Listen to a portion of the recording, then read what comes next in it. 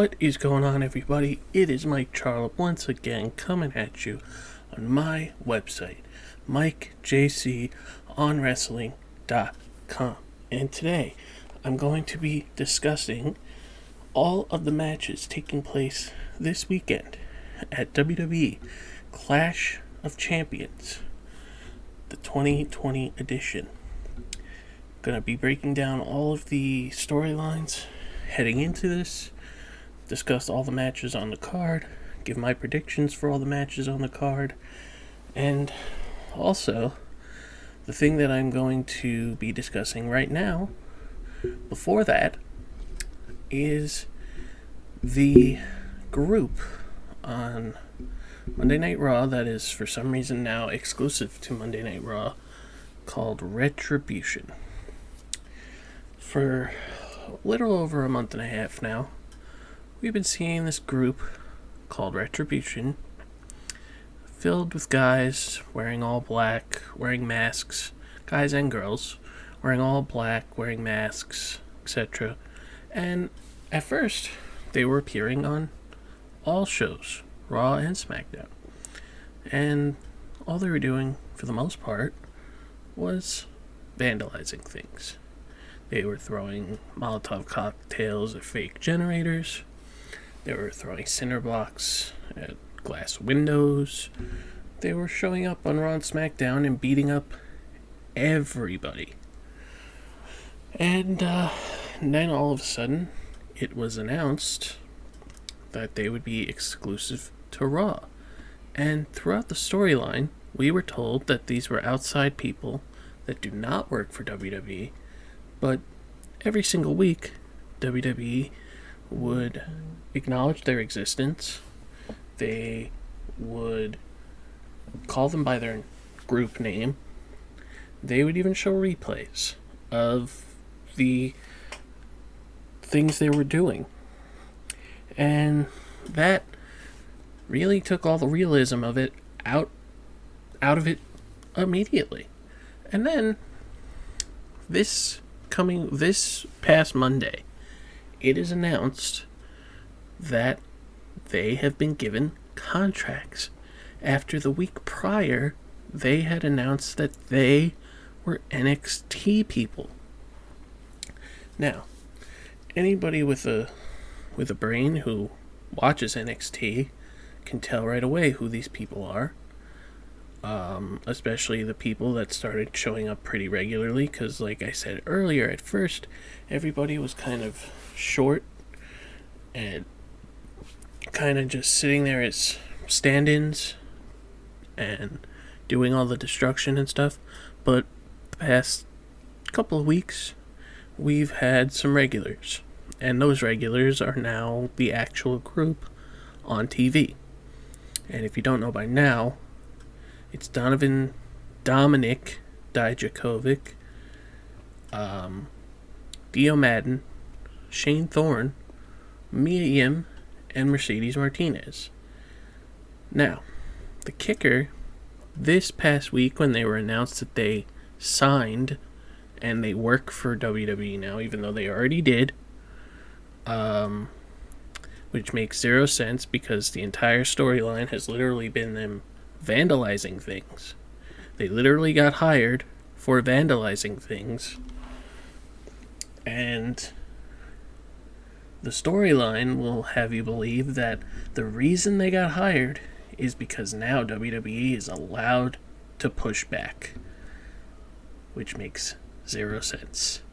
But the kicker, this week, the men in particular got new names. And those new names are Slapjack, T-Bar, and Mace. Dio Madden being Mace, Dominic Dijakovic being T-Bar, and Shane Thorne being Slapjack. Now, the only explanation that I can come up with is that these are names that Vince McMahon came up with because he thinks that these are names that gang members have. That's the only thing that I can feasibly come up with as to why he would okay these names. Because they're all bad, they're all dumb, and everything that they have done so far with this group has been bad. The names are just icing on the cake. The names are not going to sell you anything, ever. And you hear all the time that Vince McMahon won't name somebody something that he can't put on a marquee. Are you honestly going to put Slapjack in the main event of anything ever on a big show? Probably not. The perfect example of that, and I've had this conversation numerous times, going back to when the War Raiders first debuted on Raw, and they were called the Viking Experience, about how certain names are so bad that they are not going to sell a dime.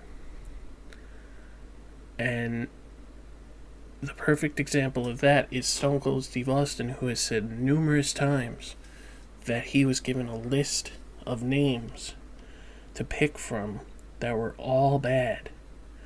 And some of those names were Chili McFreeze, Ice Dagger, just to name a couple of those. And I honestly cannot see Mace, T-Bar, and Slapjack being something that lasts longer than a couple of weeks. I really can't.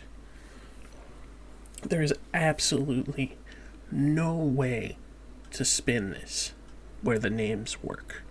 The names do not work at all. They're insulting, they're laughable, and everything that this group has done to this point is laughable, to the point where reports were out that people backstage were laughing at their segment, all of their segments on Monday night. And then they have a 6-man main event where they call a DQ because the illegal man attacked the legal man. That was bad. They ran away the first time that somebody tried to fight back, giving them the shtick that Vince McMahon gives to all his heels, where they only fight when they have an upper hand, and then when it's even, they leave. So Vince McMahon is trying to ruin this immediately. He's trying to make it so bad that nobody wants to watch the show, because that wasn't even the worst part of Monday Night Raw. There was worse things, but this past show in particular was one of the worst shows ever.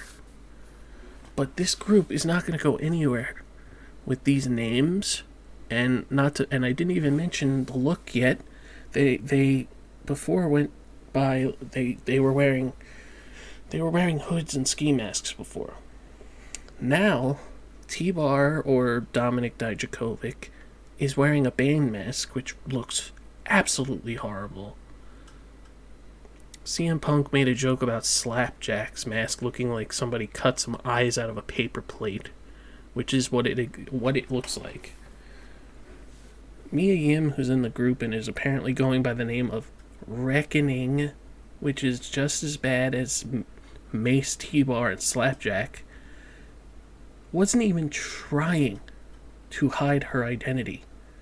Vince McMahon thinks that we are dumb and we don't watch NXT, or that we don't remember that Mia Yim was on Raw numerous times in the build to Survivor Series last year, or the fact that she's been in the Rumble like 3 times now. And who in WWE other than Sasha Banks has blue hair? They didn't even try to hide her identity. The mask was falling off of her face. You could almost see her entire face. It's dumb. It's not working. Whatever they're trying to do is insulting the intelligence of his fans. Because Vince McMahon thinks, and he still thinks to this day that his product is for casual fans, and that casual fans don't see the stupidity in these things, when he should be booking to the people that care, the hardcore fans, the people that talk about this stuff, because none of this makes sense. Most of Monday Night Raw doesn't make sense, and this group is not starting out very good at all. It's really bad. It's like really bad. And this legitimately has me concerned, because Vince McMahon is 75 now. He's been doing this since, he's been in charge since 1981. It's bad. And this is probably the worst it's ever been. It's got me really worried for him. Like, his mental health. The fact that he would think this was a good idea. It's mind-blowing. And I don't know what you could do to save this. Obviously, you have to change the masks and you have to change the names. That's the first thing. The masks and the names have to go. Because whatever this is, just it doesn't make sense. And you all of the members have Twitter accounts now. Shane Thorne didn't even try to hide the fact that he is Shane Thorne, because his Twitter account says formerly known as crossed out Shane Thorne, and now it says Slapjack. Mia Yim has 2 Twitter accounts, because I guess she didn't want to delete all her tweets, so she has 2 now. One for herself and one for Reckoning. And T-Bar has actually been really, really funny on Twitter, but that doesn't help the character on television at all. At all. But one thing that got me in particular, and I actually commented on this, was Dio Madden's character, Mace, wrote a tweet, and it said 2 things he hated: corrupt billion-dollar corporations and bad grammar. To which I commented, don't you work for a billion-dollar corporation? And then I commented again and I said, oh, sorry, corrupt billion-dollar corporation. That makes no sense. The entire storyline of them is like, trying to bring down this billion-dollar corporation and fight against the corporation. They work for the corporation. They literally work for a billion-dollar corporation. Making that statement ridiculously dumb. So I don't know what has to be done to save this, but I mean, I've already talked about it for almost 15 minutes, and I just can't. All of it, none of it makes sense. Not a single bit of it. And as I said earlier, this has me really concerned for Vince McMahon's mental health. Like, really concerned. That he would allow this to happen. That he would let this air. That he would let any of this air. But, yeah. That's what I have to say about that. So let's get into this Clash of Champions pay-per-view, shall we? There are 9 announced matches. And the match that's on the pre-show, every single match is a championship match, as it's supposed to be, because, as we all know, Clash of Champions is, WWE will have you believe, the only night where every single championship must be defended. Must be defended. No exceptions. So, the pre-show match is actually Asuka defending the Raw Women's Championship against Zelina Vega. Now, there isn't really a lot to talk about for this rivalry, because it just started literally a week and a half ago. Asuka, having just finished her feud with Bayley and Sasha, was looking for more challengers, and she was challenged by Mickie James. Mickie James, who hadn't won a match in over a year and a half, and had lost a match by countout to Natalya a few weeks ago when the match wasn't even being focused on. Seth Rollins was out there talking to commentary, making threats, so nobody was even watching the match because WWE didn't want you to watch the match. But Mickie James decided, hey, I'll challenge the champion because what does it matter? Anybody could challenge any champion. And of course she lost with a screwy finish that has not been explained. So then they, after that match happened, after Asuka had won by whatever that finish was, Zelina Vega comes out and said that she is done dealing with those idiots, Andrade and Garza, and she needs to focus on her, and she wants a championship match.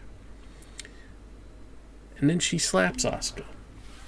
Then the following week on Raw, because I guess that screwy finish was not evident enough, so Mickie James deserved another opportunity, they have a number one contenders match between Mickie James, who hadn't won a match in over a year and a half because she was injured, against Zelina Vega, who had not won a match on Raw literally ever. I cannot recall the last time Zelina Vega won a singles match as long as she's been in WWE. Cannot recall it. And if it was on main event, that doesn't count because nobody watches main event. So let's just think about this for a second. Zelina Vega gets a championship match, and I guess because it's really not that important because nobody expects her to win anyway, they put it on the pre-show. But Bianca Belair, who admittedly I'm not the biggest fan of, but I can recognize that she's a great wrestler and a great athlete, who has beaten Zelina Vega probably like 7 times now, and has a legitimate winning streak, is doing nothing when you could be having that match on the pay-per-view on the main card. But Zelina Vega, who has not won a singles match until this number one contenders match, this was literally her first singles match victory ever on Raw. Literally ever. And it was a number one contenders match. Explain to me how that makes sense. Explain to me how somebody who never won a match was in a number one contenders match at all, let alone winning it. So I understand why this match is on the pre-show, because it should end in less than a minute. Asuka should destroy her because she shouldn't be in the match in the first place. There is no reason to have this match. Nobody believes that Zelina could win. Nobody expects Zelina even to have a lick of offense, because she shouldn't. Not against Asuka. She doesn't even compare to Asuka. She's not even close to being on Asuka's level. Zelina's great. She's a great talker. She's actually a pretty good athlete. But she has zero momentum going into this match to the point where, I'll say it again, she won her first singles match ever on Raw in a number one contenders match. How is this even a thing? So Asuka's going to win easily. I don't even know if I'm going to bother watching the match, to be honest with you, because it should not be that long. And if it lasts longer, if this match goes longer than 3 minutes, there is a problem. There is a big problem, because there is no way that Zelina should be having a competitive match with Asuka. No way. And I don't hate Zelina at all. I actually really like her. Get her some wins first, maybe. make her seem credible against Asuka. She beat Mickie James, who again had been injured for a while and hadn't even won a match before she got a title shot. So how are any of these competitors credible? And I can't believe I've talked this long about a pre-show match. So I'm going to move on. And the next match that I'm going to discuss that should be the pre-show match is the 6th championship match between the Raw Tag Team Champions, Street Profits, and Angel Garza and Andrade. Now, it is very clear that Vince McMahon does not care about tag team wrestling at all, because these are the only 2 tag teams on Raw. They had to put 2 makeshift teams together to have a number 1 contenders triple threat match. Now granted, yes, Rollins and Murphy are former tag champs, but the fact that the number 1 contenders match this past week on Raw was Angel Garza and Andrade, who seemingly broke up the week before, versus Seth and Buddy Murphy, who seemingly broke up the week before, versus Dominic Mysterio and Humberto Carrillo. 2 guys that never teamed before, ever. That was your number 1 contenders match. That's how much Vince McMahon cares about tag teams. That's how much Vince McMahon cares about tag teams. The fact that those were your teams in a number 1 contenders match. And the winners were Angel Garza and Andrade, again, who seemingly broke up the week before. They were literally fighting with each other last week. And then this week, they win, and they're best friends again. But this time without Zelina Vega. So they want to have you believe that the reason that they were having so much dissension was Zelina's fault, which is dumb. So, once again, Angel Garza and Andrade are facing the Street Profits. Again, I said it for the 6th time. And this match should be the pre-show match, because we've seen it so many times that I don't even care anymore. But it's gotten to the point where if Angel Garza and Andrade do not win this match, then there's no point in having this match. Because the Street Profits have literally beaten them every single time. That includes singles matches. Once again, proving that not only does Vince McMahon not care about tag teams, but he doesn't care about getting his challengers any momentum to anything. The fact that they were even in this match to earn this championship match is ridiculous. All of it is dumb. And as I mentioned earlier, why are all these losers getting title shots? Why? What is so hard about building momentum? What is so hard about having winners face winners? What is so hard about telling an actual good story where things make sense and you don't 50-50 everybody? What is so hard about that? Why should I care about this match? Why? There is no reason to care about this match. And as I said, if the Street Profits win, what was the point of having it? What was the point? So I am picking Angel Garza and Andrade for the sole reason that if they lose again, they should break up forever and never ever challenge for the tag titles again. And hey, you can have 0 tag teams on Raw. I mean, you're already... when the Viking Raiders and the Street Profits were feuding, they weren't even wrestling, if you can recall. If you want to remember that great storyline going on there, there was no wrestling in that feud at all. So what's the point? Why should I care? Why am I even talking about this match still?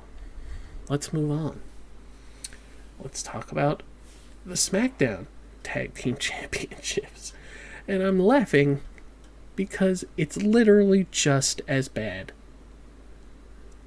Every single week, the champions, Cesaro and Shinsuke Nakamura, are facing the challengers, the Lucha House Party, in singles or tag matches, and every single time, the challengers lose. Literally to a point where it's just as bad as Street Profits versus Garza and Andrade. It's literally the exact same story. And let's not forget that they still do that quarterly brand-to-brand invitational thing, and they had Cesaro and Shinsuke look like such dorks because they were the ones that challenged the Street Profits and they lost. How does that make them look credible at all? When you have your champions facing each other on a nothing match with no tag teams on either brand, it is so sad. It is so sad what has happened to the tag team division that the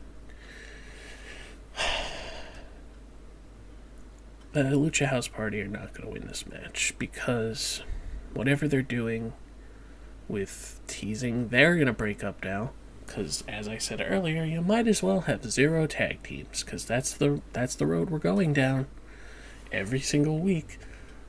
Let's say Dorado and Kalisto are fighting with each other literally every single week.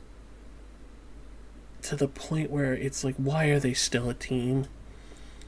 Why? Let Grand Metalik be a singles. He's really good. Give Grand Metalik a manager so he can be a singles. Let Zelina manage him. That would be perfect. That would literally be perfect. She would be the perfect mouthpiece for Grand Metalik. Because he is really good and you're wasting him like this. And it sickens me. It sickens me what they're doing to certain talents, and it sickens me what they're doing to tag teams. Cesaro and Shinsuke should retain here, and if they don't, I don't know what to say. I really don't. I got nothing if they don't. I got nothing. Nothing. So moving on from that, the United States Championship. Bobby Lashley is once again defending against Apollo Crews. Because once again, they have to face each other again. And once again, Bobby Lashley will probably win. I mean, should I even bother talking about this match? Literally, Apollo Crews has faced a member of the Hurt Business literally every Monday for like the last 2 months. He has not had a different match. He's either had a tag match or a singles match against every single member of the Hurt Business. And every single time he faces Bobby Lashley, he loses. So why should it be any different here? You're building up the Hurt Business to be this credible group, and that's not going to happen if Apollo Crews beats Bobby Lashley. I can't explain why the Hurt Business cares about taking care of Retribution when they're also heels and they should only care about themselves. But they made it about money, and I guess that's what matters to them, is the money. Oh, you notice how, like, just talking about these last 4 matches has literally drained me. That it might be hard for me to get excited about the other matches that are actually pretty good. But yeah, Bobby Lashley is clearly going to retain here. There's no way that Apollo is winning. Absolutely no way. The next match, and it's another tag match. the Women's Tag Team Championship match. Nia Jax and Shayna Baszler defending against Liv Morgan and Ruby Riott. Now, I'm actually pretty excited about this match because I really want Ruby Riott and Liv Morgan to do something. There is no reason why Shayna and Nia should be a tag team. There's no reason that they should have been the team to beat Sasha and Bayley. That should have been Liv and Ruby.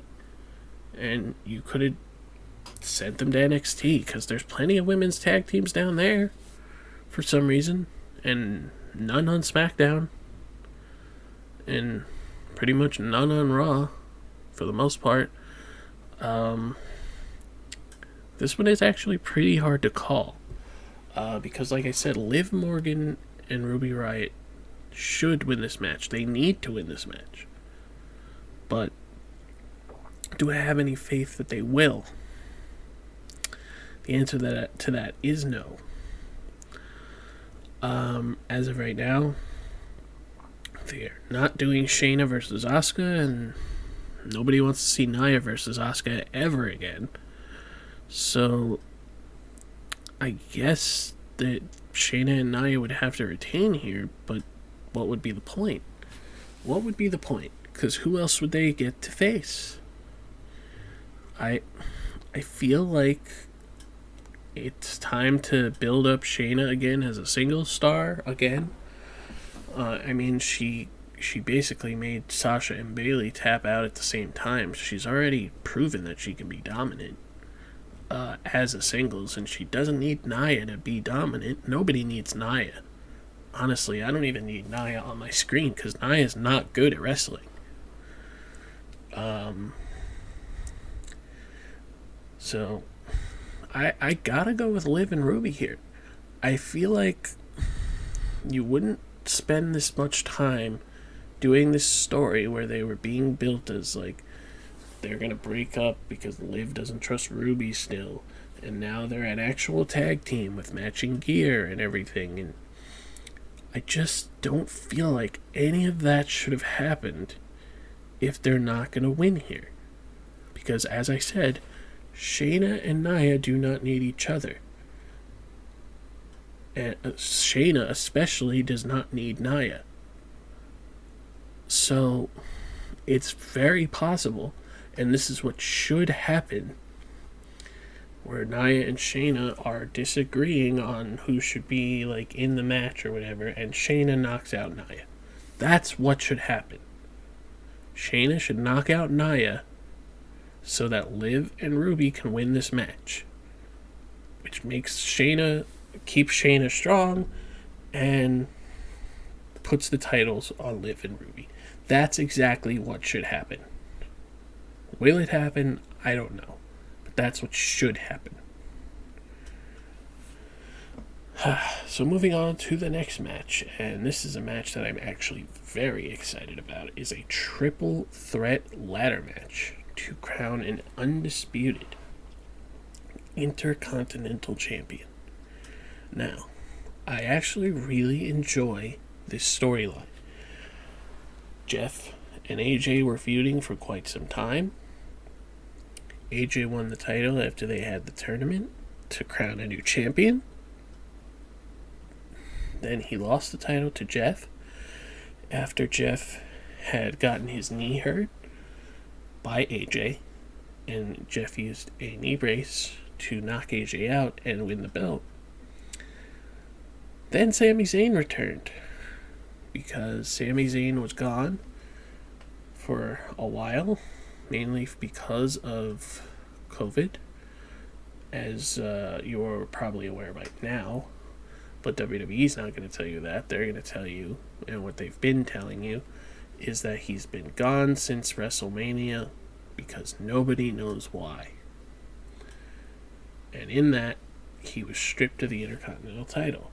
But he never actually lost the Intercontinental title, so he has claim to being Intercontinental Champion, which I love that wrinkle of the storyline, because he didn't actually lose the title, and he does deserve to be champion again. The thing that I don't like about this story is that AJ does not lay claim to the title. AJ lost the title clean. Whether it was with a knee brace or not, he lost. He does not have a gripe here. Jeff won the title from him fair and square. Sami Zayn was never stripped. This should just be Sami Zayn versus Jeff Hardy. But regardless of that fact, I actually really enjoyed everything leading up to this, except for the fact that they gave away this match for free in a standard triple threat on the Go Home Smackdown. That made 0 sense. And Sami Zayn won that match, so that probably means he will not be winning here, even though he should be the one to win here. He absolutely should be the one to win here. He's the one who needs the belt. He's the one who should have the belt. Because Sami Zayn is too good to waste. So why put him in this match if not for him to win? He should absolutely win, but he's not going to. Jeff Hardy is most definitely going to retain here, and then we're just going to get more Sami Zayn complaining, which is predictable because Vince McMahon seems to enjoy that. He seems to enjoy Sami Zayn complaining about injustices and calling people frauds and not having Sami Zayn on the winning end of things all the time. Which is mind-boggling to me because of how good Sami Zayn is. Sami Zayn should be at the top of the card.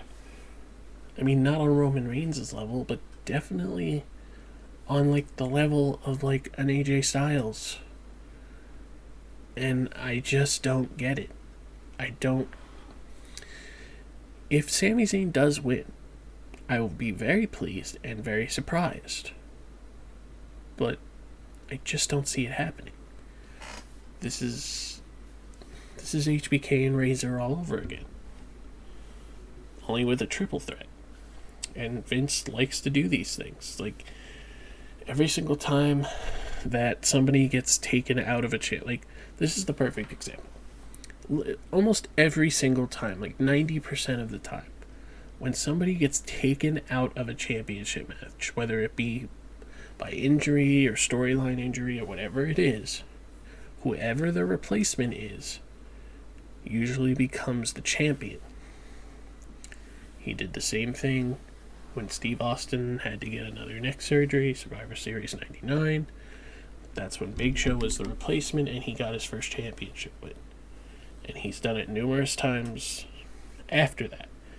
This is kind of in the same realm. The same thing happened when Shawn Michaels got suspended back in 94. He was the Intercontinental Champion, got stripped of the title, and they did the same exact storyline. Razor won the belt, they set up the ladder match, and Razor won the ladder match. It's literally going to be a carbon copy of that. Only Sami Zayn wasn't suspended. He was sitting at home because he chose to sit at home. So, for that reason, Jeff Hardy is going to win. And hopefully this doesn't hurt Sami Zayn too bad. Considering it's a ladder match, he's not going to lose by pin. But I just want more for Sami Zayn because he deserves more. We've seen Jeff Hardy do a lot in his career. We've seen AJ Styles do a lot in his career. Sami Zayn's Intercontinental title reign was his first championship in WWE ever, not counting NXT. So, it's just all of that, and I really wanted him to win here, but so moving on from that, and I mean, there's only 9 matches on this card, so we're already down to the main events. The 2 world title matches. The first one is a rematch between Randy Orton and Drew McIntyre, but this time it's an ambulance match.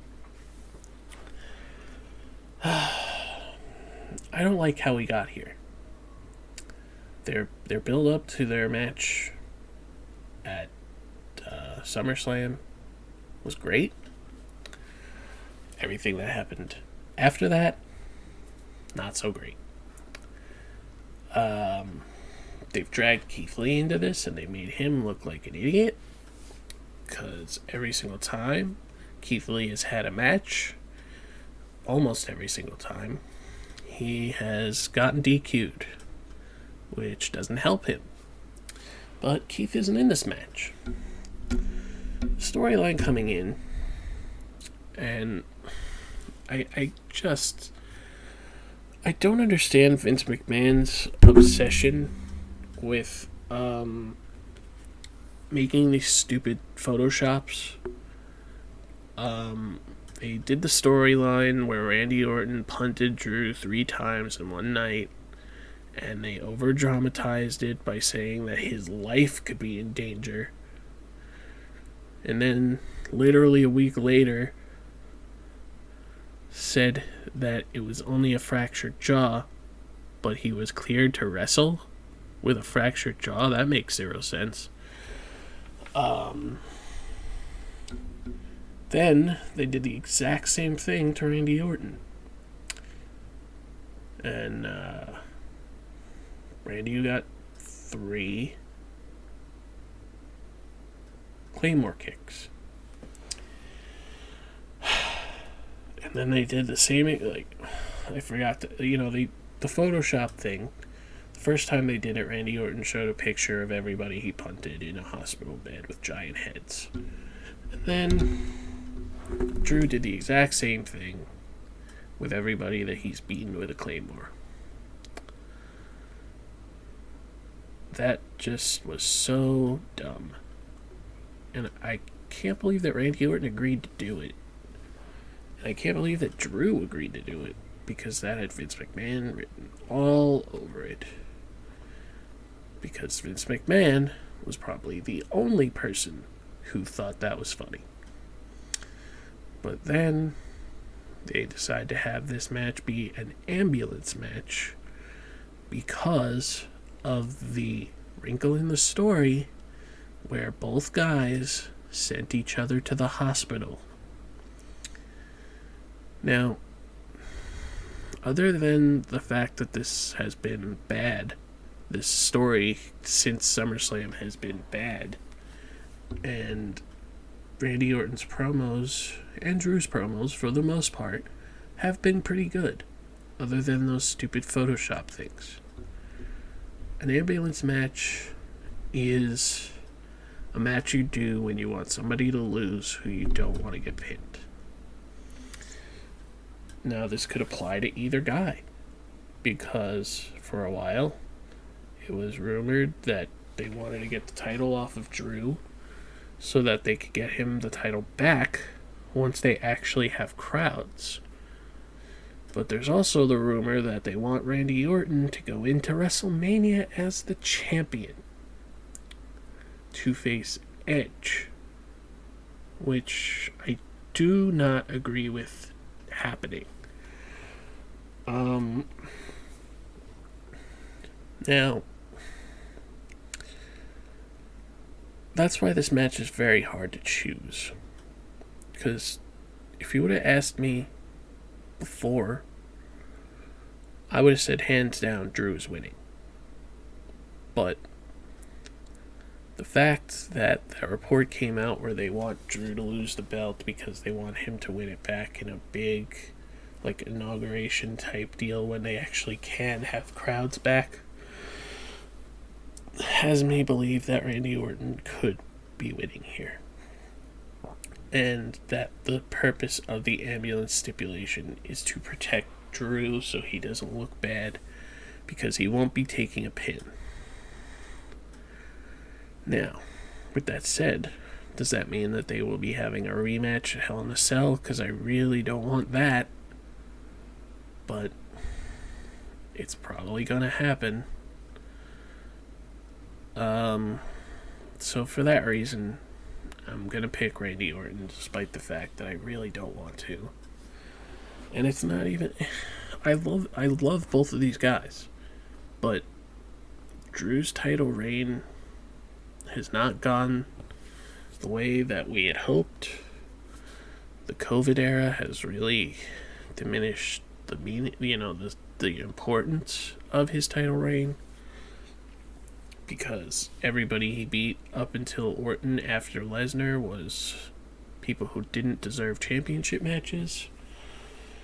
So, I mean, if Randy Orton is going to win here and they're saving Drew getting the belt back for when there's crowds and they can actually have a real inauguration, I'm fine with that.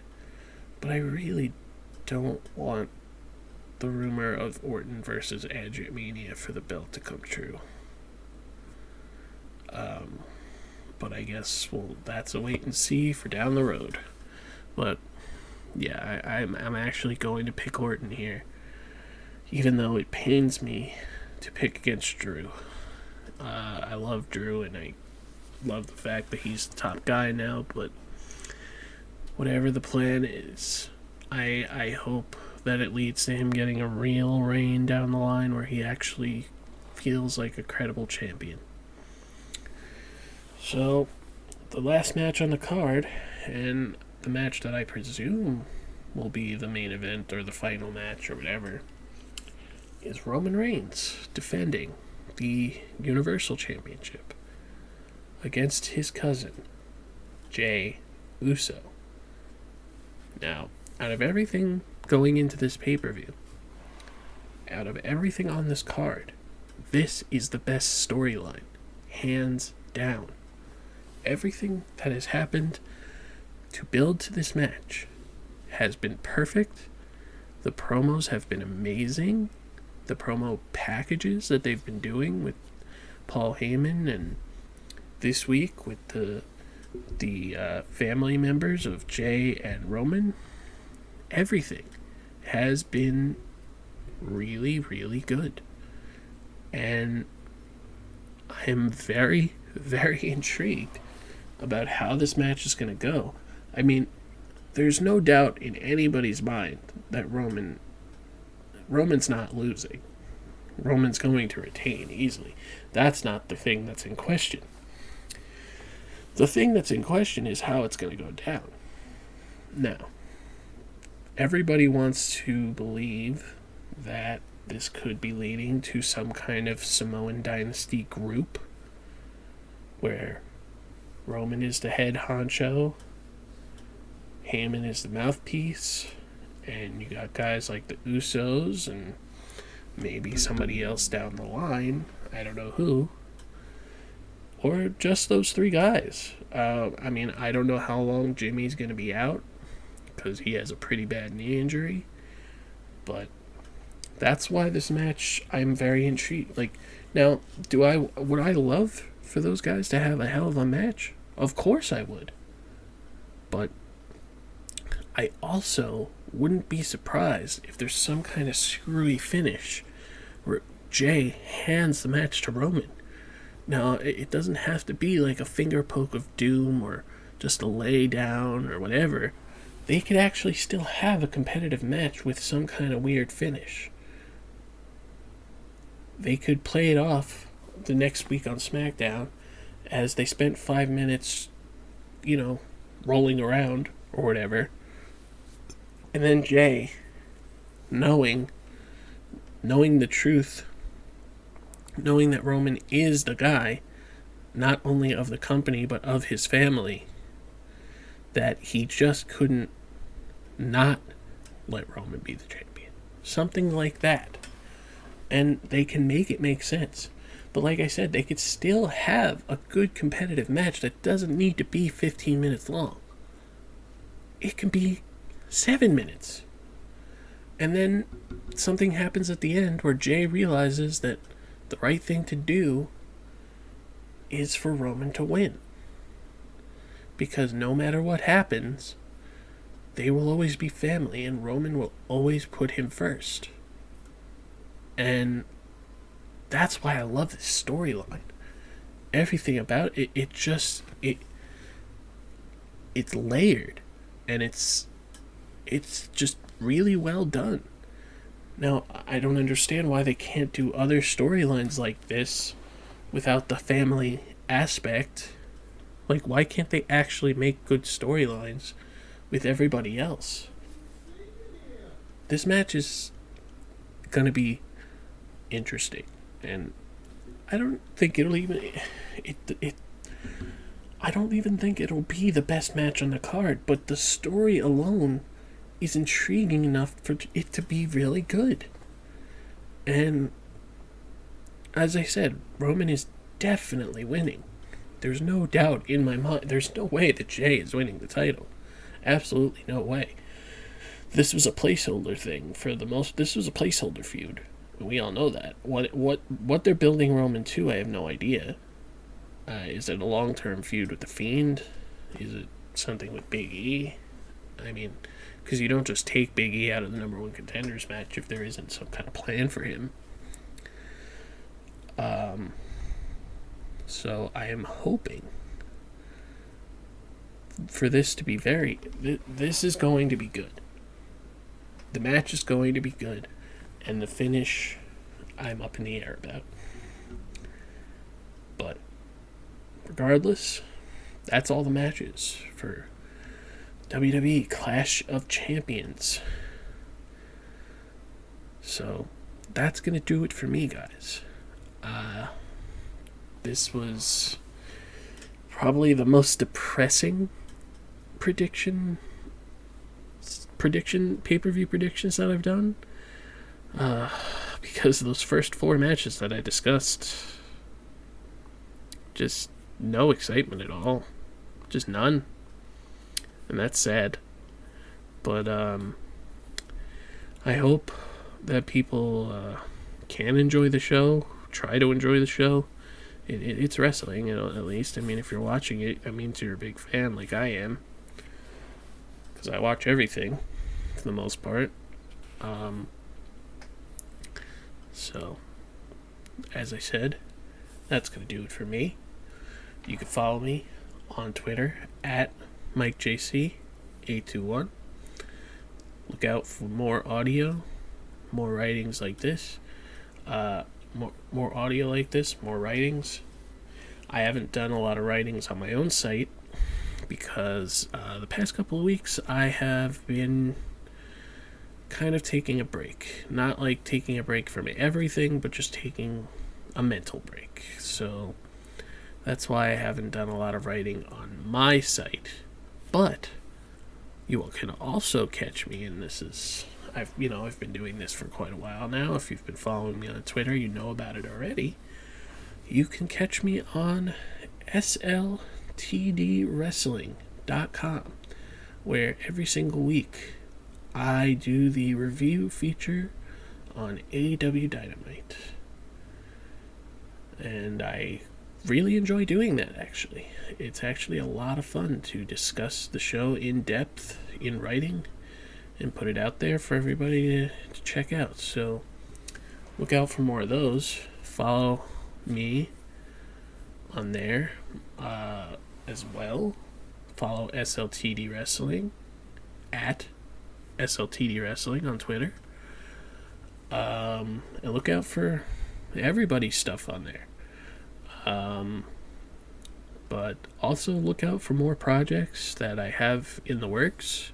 Something that might be coming up rather soon that I'm excited about that is not actually wrestling related. So that should be fun. And so yeah, that's going to do it for me, guys. As I said before, try to enjoy the show. I hope that we get some kind of enjoyment out of it. So thanks, guys. Thanks for listening. Thanks for keeping up with me and following me. If you do, if you don't, I hope you do. So that's going to do it for me, guys. Thanks.